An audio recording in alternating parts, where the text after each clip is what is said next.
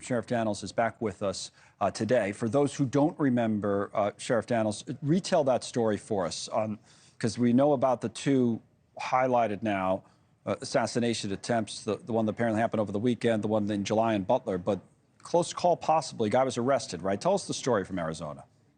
Well, good afternoon, Connell, and to all your viewers. So when President Trump visited Cochise County about 3 weeks ago, I think now maybe a month ago, we had 2 days before his arrival, we had an individual go onto social media and made threats to harm President Trump.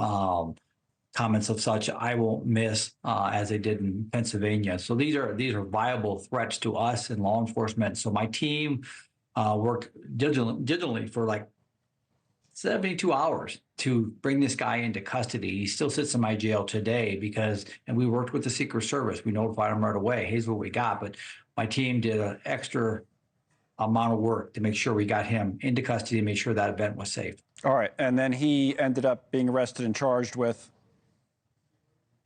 Right now he's in there for threats. He's also had numerous warrants. He, again, a repetitive criminal, had a lot of charges for him. So we're holding him right now on the major charges. We just wrapped up the investigation as of Friday, believe it or not, getting the report all done. So the county attorney will assess that and will add charges as needed. You mentioned working with the Secret Service. On that day, President Trump, it was August 22nd, said he wasn't made aware of the whole thing. Here's what he said then. I haven't heard about that. They probably want to keep it from me. Thank you for telling me. Let's get out of here right now. No, thank you very much for saying. But no, and I have great respect for Secret Service, the job they do.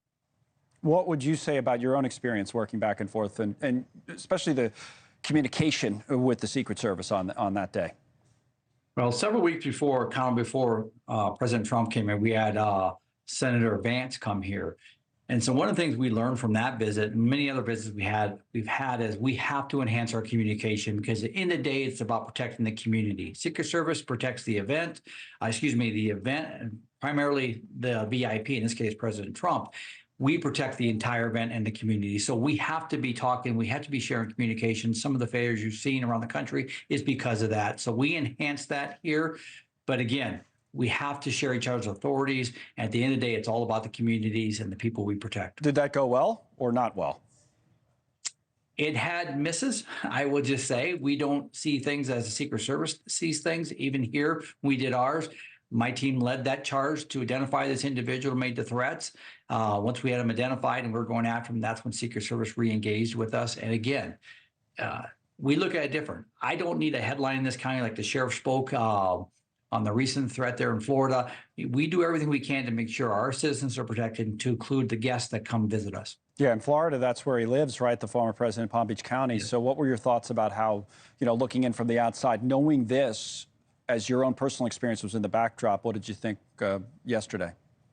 Well, again, kudos to that sheriff, too. He saw it. Obviously, that's a resident of his county, and he was very proactive. You can tell he knew what they were doing when they went into it.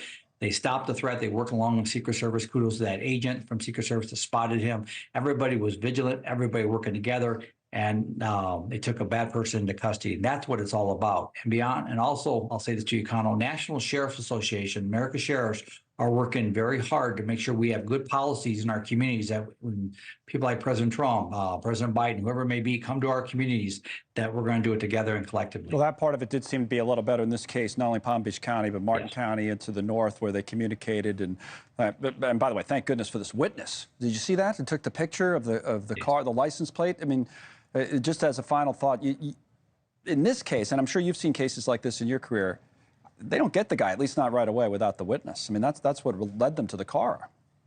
Yeah, kudos to that citizen for doing what's right. And even the case here in Cochise County, when President Trump was here, we couldn't find him the night before. We've been looking for him, the guy that made the threat against President Trump.